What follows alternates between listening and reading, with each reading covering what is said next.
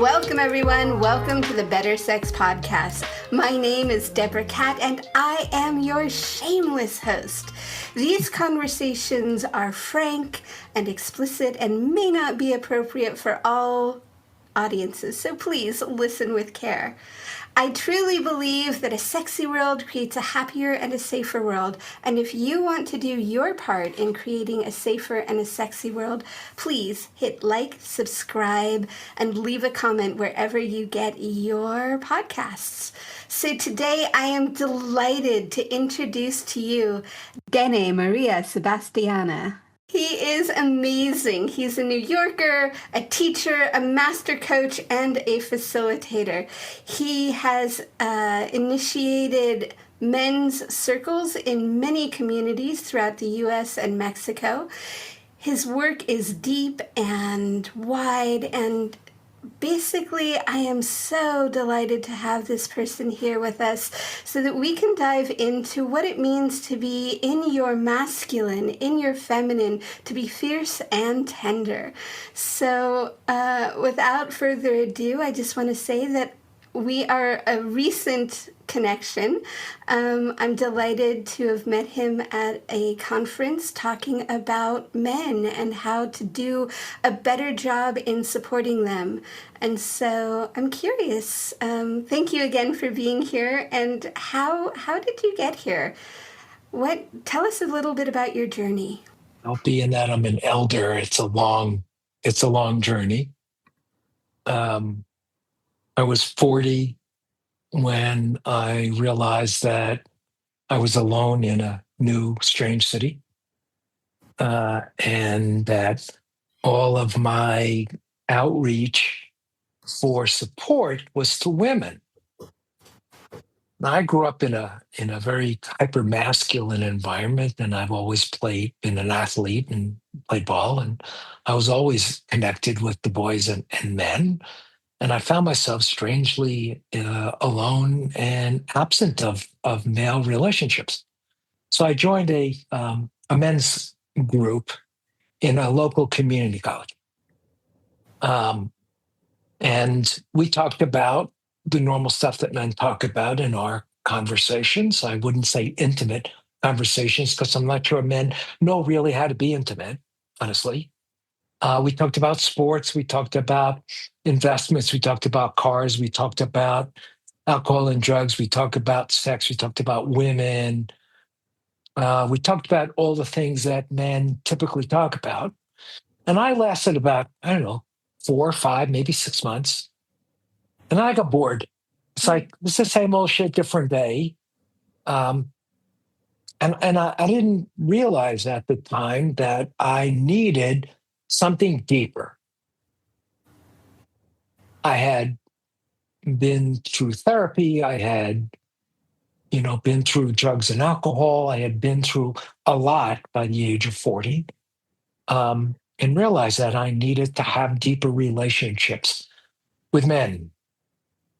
So I was having coffee with a woman friend one day, and I asked her. I said, "Mickey, do you know of any ass-kicking men's groups?"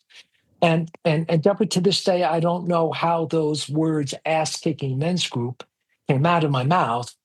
And I shocked myself. And she looked at me and she kind of cocked her head quizzically and said, "Funny you should ask me that. I have a colleague who just started a men's group called the Warriors." Well, that word kind of landed in me. I mean, It was 1988.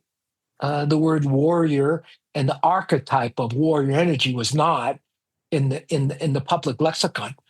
So I called the fellow up. He told me about this training, where it was and when it was and how much it was, and wouldn't tell me anything about it. So he said, "Send me $100. I'll send you all the details." So I did. A month later, I drive up. This is May of 1988. I drive up to this campsite just north of Chicago up towards Milwaukee. And I pulled off and down to this campsite, and there's a man standing in the middle of the road. He's about 6'4", got long black hair, big black beard, black outfit, and he's got this big staff, and he's standing in the middle of the road, just like, oh. So I rolled down the window, and he asked me my name, and he asked me why I was here. And he just looked at me without, no, there was no conversation that we had. He just looked at me and said, "Why are you here?" And I said, "I'm here for this men's training." And he said, "See that man," pointed down the road to the parking lot. And as I drove away, my first instinct was, oh, fuck, what have I gotten myself into? And my second instinct was, yes. Because it said to me that this is serious shit. This is not men fiddle fucking. This is serious. I don't know what it is, whether it's a hardcore training, whether it's a military entity. I didn't think it was that, but I wasn't sure after I saw this fellow. Mm-hmm. And that weekend, that 3-day weekend, changed my life. This was, for the first time, a group of men committed to other men, healing, emotional literacy, integrity, accountability, men showing up as grounded, responsible men of heart, men of character, men of integrity. And I said, I'm in. I've been doing men's work ever since.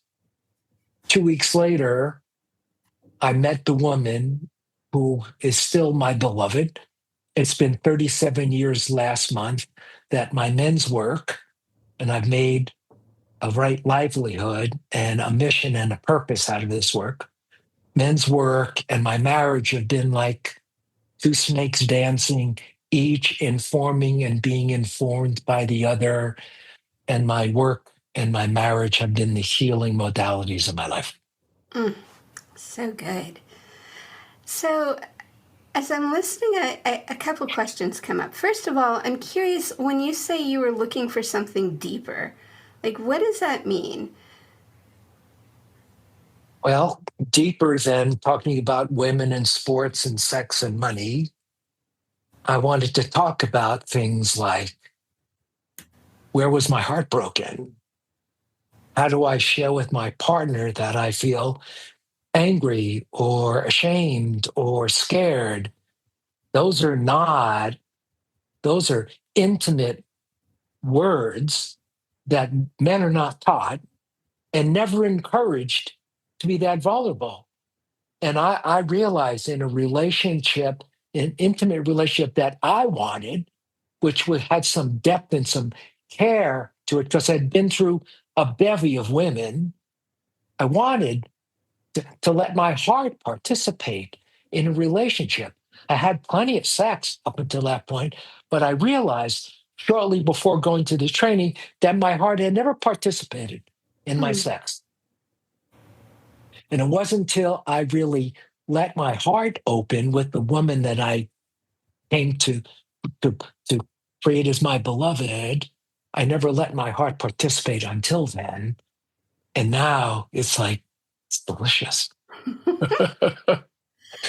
So, what are some of the things that allowed you to open your heart?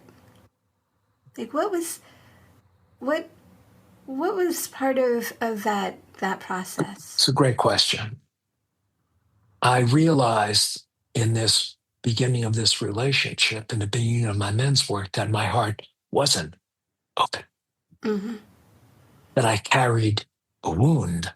In fact, I carried many wounds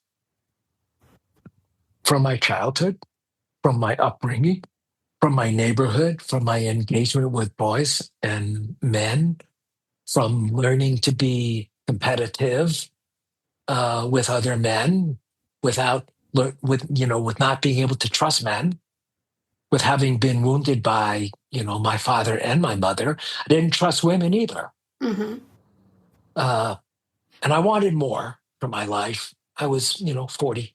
I wanted more for my life, and realized that the wounds that I carried and the attitudes that those wounds framed prevented me from opening my heart and being vulnerable and revealing what was really going on in me and being able to hear somebody that would be as vulnerable with me and have that kind of exchange.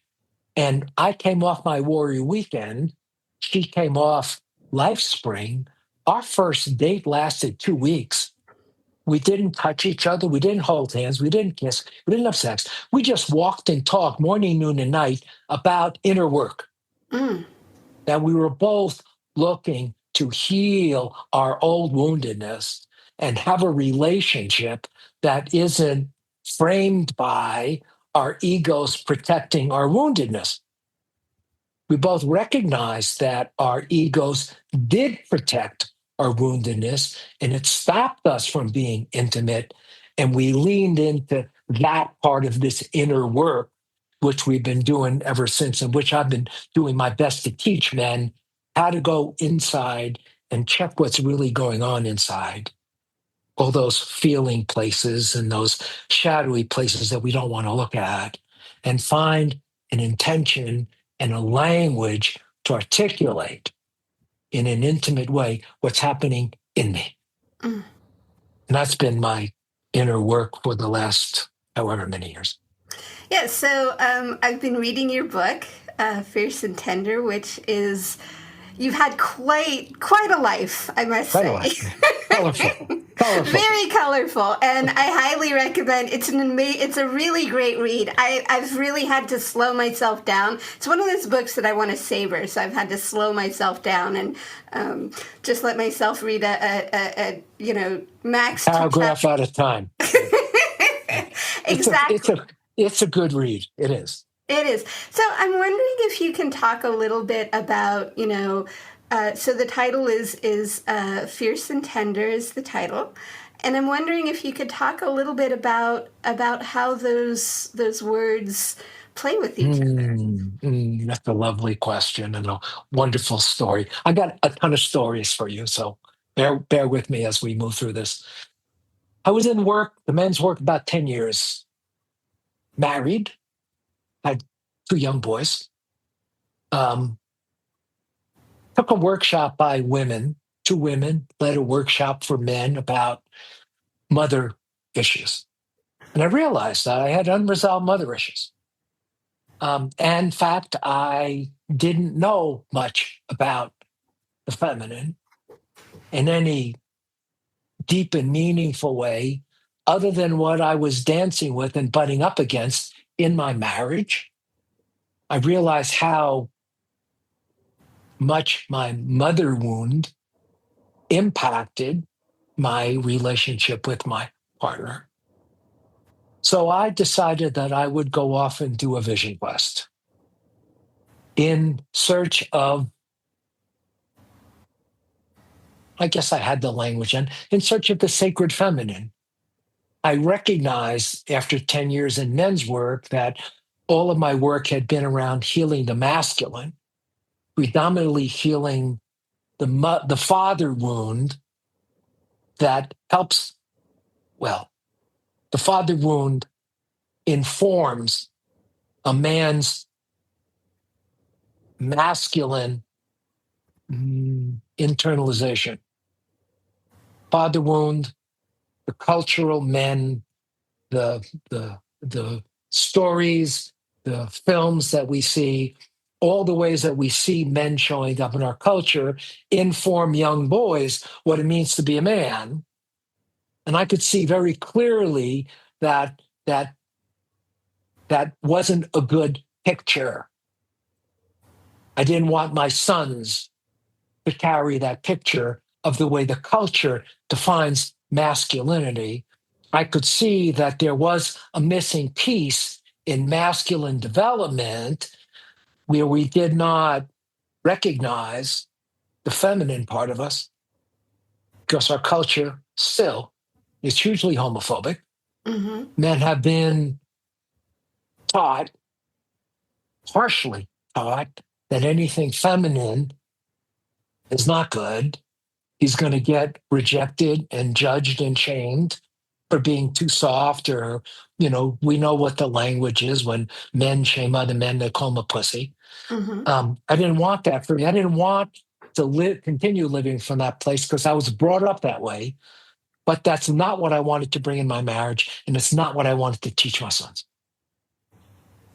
So I go off and I do this medicine journey. 3 days I was in the desert, and I had a visitation. Deborah, truly, I had a visitation in altered space. Mm-hmm. I acknowledge it was altered space. Had a visitation, and I felt my heart being penetrated by a pile driver. I was laying down on the ground out in the desert under a tree, and this noise and the sound just came bang right into my heart. I felt my heart split open, and I was weeping with the pain. And somehow there was an ecstasy in the breaking of my heart open. I could feel both the agony and the ecstasy of having been penetrated that deeply. Mm-hmm.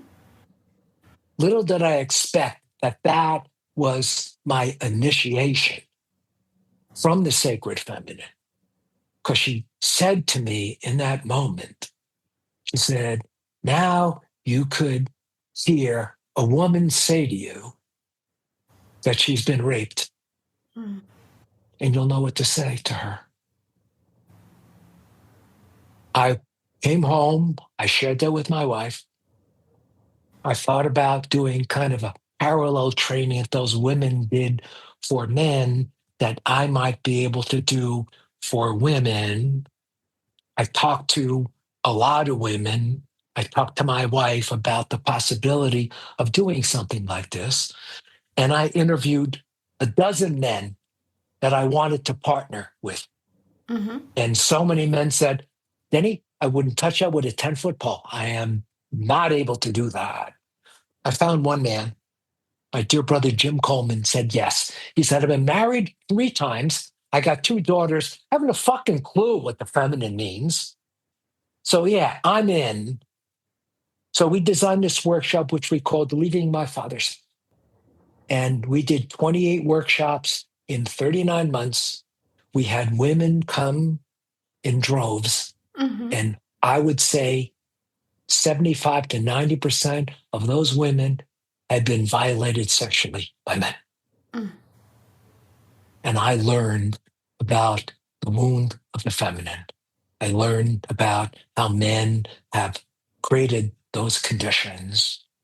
And I've been in that attempt to heal that gendered dance, war, whatever you want to call it, inside me first, because I knew all of that shit was inside me and in the world through men's work and through my marriage.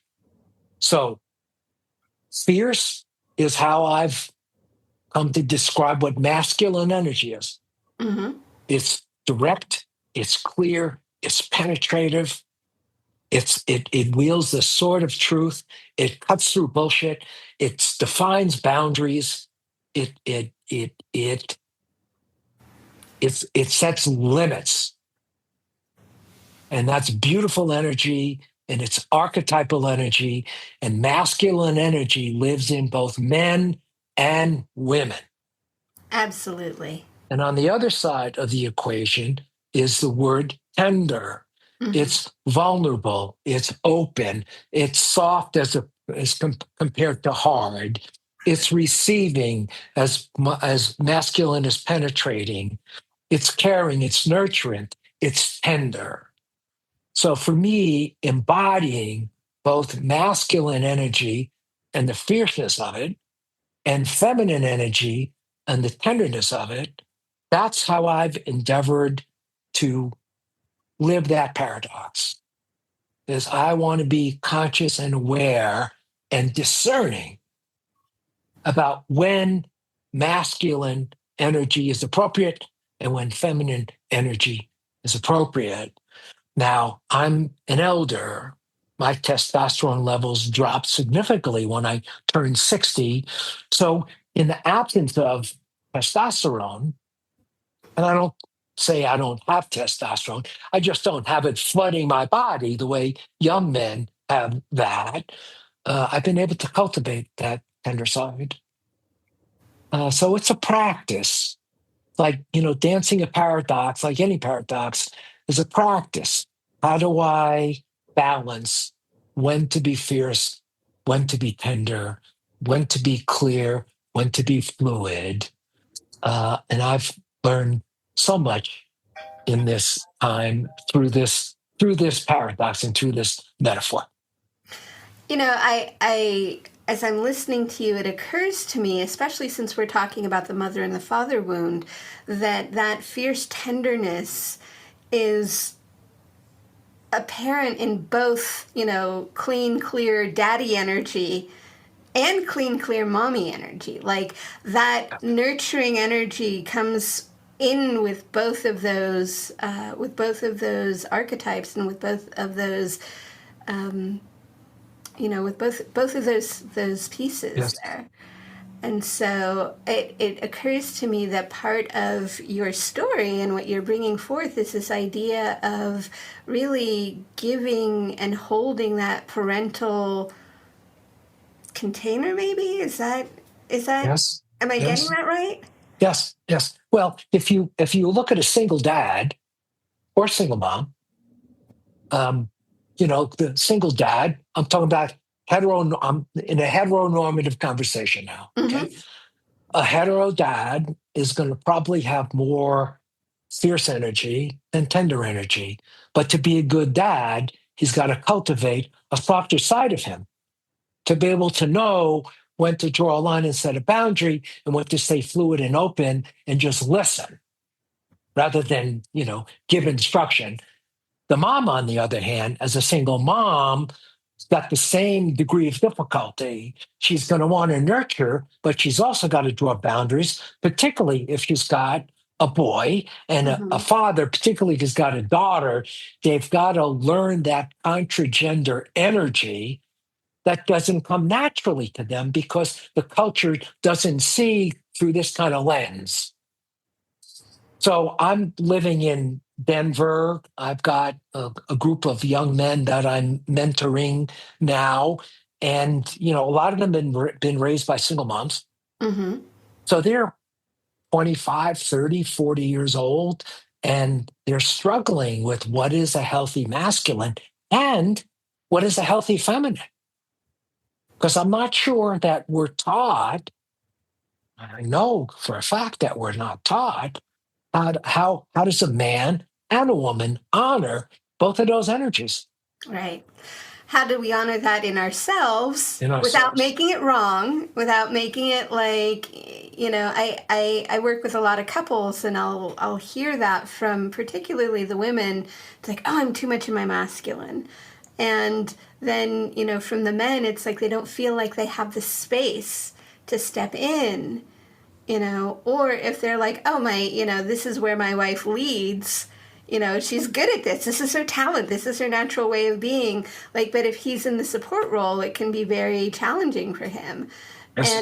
And likewise, when the masculine energy isn't done well, it can be very domineering, and it can be very not just challenging, but it can be damaging. Yes. And so I Yes. really appreciate your bringing, not just the healthy masculine into the conversation, but the healthy feminine as Feminine. well. And I know that in your work with women, I want to hear a little bit more about I believe it's called Leaving My Father's Yes. House. Yes. You didn't get to that chapter in the book yet, did you? I'm not there yet, but I know in our previous conversations we talked a little bit about that. I was just Yes. really Yes. intrigued. Yes. So what is your question? Well, I'm What was it curious. like working with women? Well, there's that, but I'm like the title "Leaving My Father's House." Like, so for me, Mhm. I'm a total daddy's girl. My dad was very like his attention was exquisite when it was there. And so, I have that very, so now I'm definitely looking for somebody who has incredible attention when they're there and to go away for a while so I can have my own space. But I'm curious, like, so that idea of, so my father also passed away when I was in my early 20s. And so, but I'm curious, like, want to hear more about this idea of adult masculine holding space for young, that daddy energy, and working with women. Mm-hmm. Well, I learned early on in my marriage that the harsh masculine in me, because my father was a factory worker, he was angry. The neighborhood that I grew up in was working class, where the fathers were, many of them, alcoholics and abusive to their wives and children. So, all of that shit, filtered down onto the streets.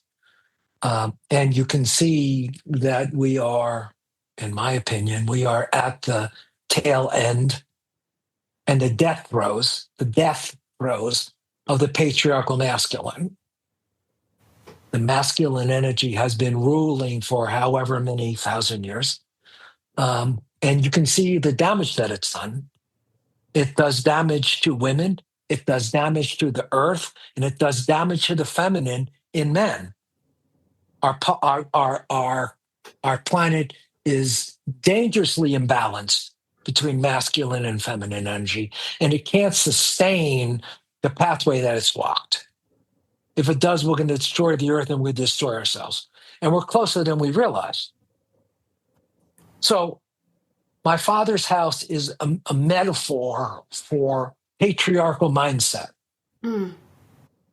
My father's house is where I learned to be a man. And in our culture that's patriarchal, most men are taught to live inside the man box. Yes. And the man box is about fierce, hard, dominating, controlling, powerful, sexual, no weakness, no vulnerability, totally armored, totally capable of doing anything and everything. And that's dangerous, impossible, and dangerous. Yeah, and one of the other things that we don't always talk about, and a young man I was working with brought this up, and is also replaceable, disposable. Yeah. I think, as young men are taught all of these things, they're also taught, like, your job is to protect and to, you are disposable in doing that. Like, that is your value. Well, I've come to imagine whether the Y chromosome is obsolete. Because if they're creating life in a test tube, then women don't need us. And sometimes I think, positively that, well, if men weren't on the planet, we wouldn't be causing all of this shit. I think women would do a whole better job than we, but I'm not of that belief. I think that we need each other. We each play a complementary role to each other. We just haven't figured out how to be in balance with each other because the scales have tipped. I mean, I imagine that there was a matriarchal time. I imagine that there's a patriarchal time, and it's not going to be replaced by another matriarchal time. It's going to be replaced by an integrated. And that's what how I'm trying to live and the things I'm trying to teach. How do I integrate both masculine and all the ferocity that is necessary to be a man in the world with the tenderness and the capacity to be nurturing, to be kind, to be compassionate, to be fluid? How do I balance those two energies? Mm-hmm. That's the $64,000 question that my book tends to ask. I don't know if I got an answer to the question. I think it's a moving target. What it does require is a re-education of what masculine and feminine energy is. And right now, our language of masculine and feminine usually means masculine is male, feminine is female. And maybe to some degree that's accurate, but it's not completely accurate. Masculine is an archetypal energy and a way of being in the world that looks like this. Feminine is an archetypal energy in the world that looks like this. And both genders and all in between have both of those energies. How do we recognize them? How do we learn to honor the gift and the shadow in each of them? And how do we learn to live a more integrated, balanced life in all of our relationships? Absolutely. And as you're talking, I'm realizing, not, again, how complementary these two energies are. It's like we need that holding piece, right? We need that. But we also do need from time to time, to get up and move and to go after it. I can speak about my marriage. There are times where I've gotten the masculine energy and she's in feminine. There are times that she's in masculine energy and I'm in feminine. There are times that we go out on an adventure and it feels like brothers. There are times we go out shopping and it feels like we're sisters. I mean, there is, if we can just flip the gender and sexual orientation and programming of those words and click them, we can see that we have multi-leveled dance in our relationships. And if we can begin to name those things, it kind of shatters the mm, the harsh framework that we have, that men need to be this way and women need to be that way. Truth is, we can both be both. Absolutely. And I think, different people bring out different parts of ourselves. Yes. Yes. So, Sexually, that happens sexually too. Sometimes I take the lead, sometimes she takes the lead. That's what makes it juicy and delicious, is that we get to abandon those gender specific labels and roles and just do what's fluid in the moment. That's delicious to me. sounds good to me as well. I love that. So I'm curious. I'm going to go back just a little bit Okay. and ask if you could share more about desert wisdom. In 2019, my wife and I moved back from Mexico to Tucson. We had lived in Tucson in the early 90s. I brought men's work from Chicago, where I did my warrior initiation, to Tucson in 1990, and was the first guy to do men's circles in Tucson on behalf of the New Warrior Network, which was the original name of the Mankind Project, was a New Warrior Network. There were a handful of communities. I happened to seed a number of them, but I brought the work out to Tucson. I came back many years later. I had established relationships and deep friendships that I had maintained over time. And my dear friend and partner, George Durrani, we decided that we would do some men's work for the local community, and we would design a workshop together. And I said, I want this workshop to include, for men, an inquiry into what the feminine is. Because none of the workshops and the New Warrior training through the Mankind Project, none of the men's work that I had been affiliated with did any conscious work about integrating, identifying, and asking the questions that men needed to ask. What is the feminine? Who is she? I have no idea what the feminine really means. I've heard the word, I've referenced it to the best of my ability. So we brought that inquiry. And we did our first workshop in 2019. There were 12 men. They loved the questions and the conversation that we had and the exploration that we did around the feminine. And it picked up some momentum. So we did a second Desert Wisdom training and a third Desert Wisdom training. We ended up doing eight of them. We are now in a position where the Mankind Project, which has only had masculine directed workshops looking at men, looking at their masculine side and essentially their father issues, is now looking at our Desert Wisdom Workshop, where there's an inquiry into the feminine, the mother side. We're doing a joint training in October in New Jersey. The Desert Wisdom Workshop is now going to be called Sacred Balance, Yeah. Healing the Masculine and the Feminine, co-sponsored by Desert Wisdom and the Mankind Project. So that this organization that celebrates this year 40 years anniversary for the Mankind Project, it's now going to host and boast having both of those, an inquiry into the masculine and an inquiry into the feminine. That's awesome. I love hearing that. And just to be super clear, it is again for men? For men. For men. Yes. Taking a conscious look at the feminine. Who is it? What is it? Where does it live? How am I in relationship to it? How are my relationships with women and the earth and my own feminine being informed?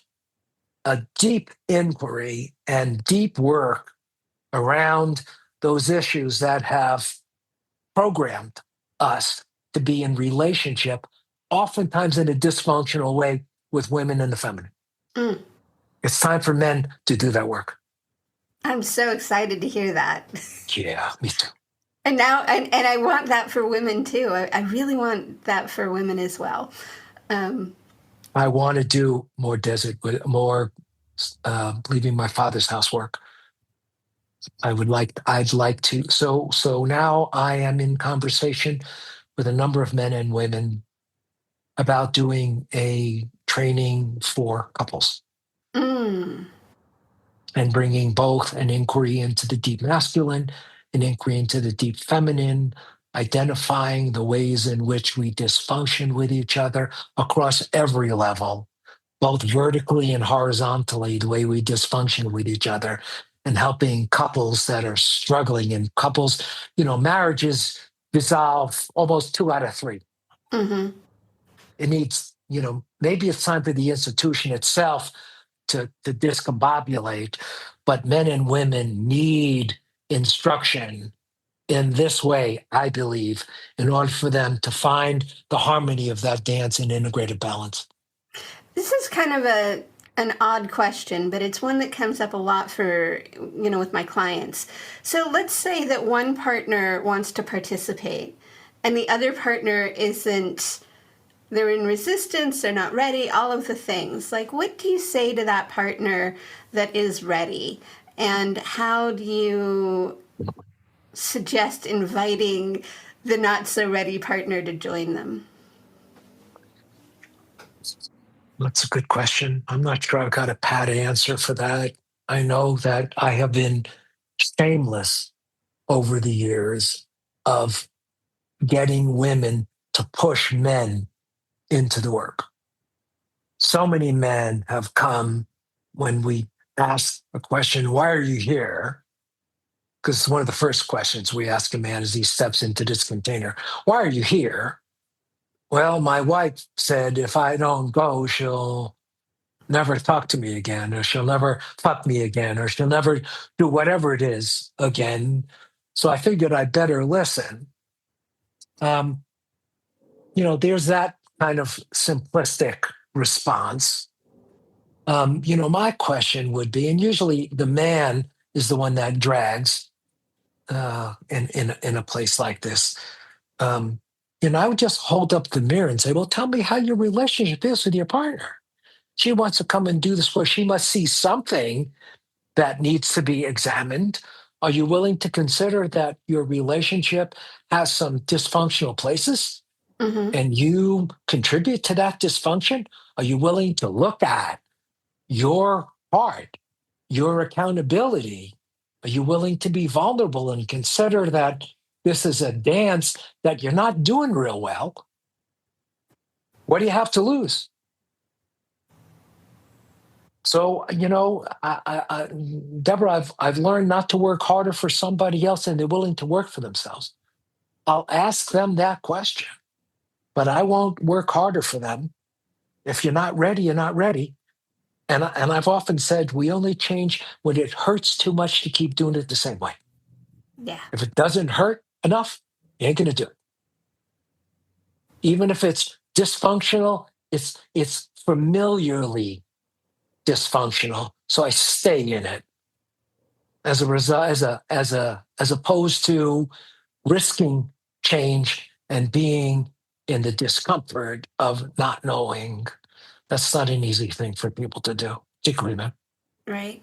Right. Yeah, I think on the one side, I definitely hear the piece around like, just push them. But on the other side, I understand that it's like, until we're ready, it's a deal. It is. It is Healing is not for the. It is not for the folks that want to stay comfortable. comfortable. This work is not about comfortability. This work is being on the edges where we grow and evolve and heal. Absolutely. And one of the things that you talk about often is initiation Mhm. and different kinds of initiations. And I'm wondering, what would you like to say about what do you want people to know about initiation? Well, initiation in the classical sense, in the Jungian sense, there's three parts. The first part is leaving the known behind and dropping down into the darkness of not knowing. There's a separation, like in a medicine journey, there was a separation from what's familiar and conscious into this place of not knowing, where my body is going to be afraid, where the demons and the dragons of my underworld and my unconscious are going to be revealing themselves. So there's a separation from comfort. There's an ordeal that happens. I've got to face something that scares me. I've got to take a look at some dysfunction that I've done and been comfortable with, and finally acknowledge and recognize that it's had a negative impact on me and others because I've been unconscious and projecting all kinds of negative stuff. There's an ordeal that has me face my shadows and come to terms with my demons and dragons. And on the other side of that, there's a reintegration coming back up into the real world. So it's down, through, and up. Coming back, having learned something down here about me, I get to integrate it and practice this new consciousness, this new awareness by shining a light on my darkness. I get to bring that illuminating moments back into my relationship and into the world. So that's classical initiation and new warrior training. And I would say in desert wisdom, they've been initiatory because we take them out of their comfort zone. We bring them out to the desert or the mountain or the jungle or the forest, and we separate them from their comfort zone. And all manner of shit arises. It doesn't take much to poke a man's shit. It doesn't take much. Ask them the right questions, put them in the right environment, and all hell breaks loose. Now we're in the learning potentiality for this. In a initiating place is where men have the capacity to change and indeed transform their lives. Because that's what my first warrior weekend did for me. It changed my consciousness about who I thought I was and gave me a whole new picture of who I could be. And I said, fuck yes, right away. And I've seen thousands of men come through. Many of them get that bell rung and they come out with a beautiful fuck yes. Many men go away and never come back. And I never know who it's going to be, but I keep doing the work. Men keep coming. We are slowly but surely, one man at a time, one group at a time, becoming more conscious and good men. And when I came to the Big Tent Summit, I've been waving that sword and that banner for almost 40 years. Deborah, I'm tired. And it's time for younger men to pick up that banner. I left there in my heart knowing that men's work was in good hands. Yeah. Well, and as I'm hearing you speak, it's like the payoff of men's work. The reason to look at these things is to see the glimmer of what is actually possible in versus, getting out of the box of what you're told. Yes, exactly that. We do our best to shatter the man box because it's poison. When the Me Too movement happened, I was such an applaud for that. I said, it's about fucking time. But I was writing on Facebook at the time, and men were not so happy about that. They didn't want to be accountable and acknowledge that they were complicit in this rape culture consciousness. So, I keep banging the drum Is it more. because is it because once you see that, then you have to see that part in yourself? Absolutely. I mean, I certainly know that it's difficult for me when there's that moment of like, oh, here you are thinking you're so fabulous, and by the way, you're doing this thing that is incredibly damaging. Yes. Yes. And sitting with that discomfort, that shame, and then realizing that we did the best we could, and now that we Yeah, know something different, we need to do something different. that's right. After the birth of our first son, I came to a realization about my fathering compared to my dad's fathering. And I realized that there was only one difference between what he did and what I did. And that was when I did something that was damaging, I didn't walk away in denial Mm. like my father did. He didn't have a language, he had no idea how to turn towards the wounding that I created with my son and take ownership of that. The difference between me and my dad is I was aware when I was wounding my sons because I was in the work and paying attention to my dysfunctional behavior and my capacity to wound. I turned towards it and took responsibility and accountability of it and came as soon as I could in my awareness, come back and say to my sons, I'm sorry. I acted like an asshole. I barked. I apologize. I didn't mean to hurt you. I love you, and reestablish connection. My father never did that. Mm. And I don't blame him for it. He didn't have the tools. I'm luckier than he. I've got the tools. So I can create with our sons. I wounded them. All parents wound all their kids. We're never guaranteed to be loved by our parents, but we are guaranteed to be wounded by them. Mm. And I've learned from that. And I've learned how I've wounded. And wounded men do wounding things. Men haven't yet turned in full force to look at our wounding capacities. We've been wounded, and unconscious men, having been wounded, do wounding things. We are opening the circle for man to look at how he's been wounded so he can reduce his wounding. Does that make sense what I just said? It absolutely does. And that's such like, I can feel it in my own body, like how terrifying that idea is. Like, just the idea of what is under here that I don't actually know, and what is under here that it was, as you said, that I did I did and that I wounded, and how can I reestablish that Yes. connection? What I'm really hearing, especially in your talking about your sons, is these things are going to happen, and how do you stay connected? How do you stay connected to the other To person? them. Right? How do you move forward together?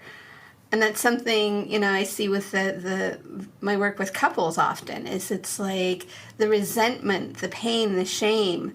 Shame is just, It's debilitating. It's paralyzing. yeah, It is. It is. yeah, absolutely. Such a great conversation. Yeah. So, And that one more thing. And the key is I'm aware when I wound, mhm. because I'm aware that my wounding comes out of my being wounded.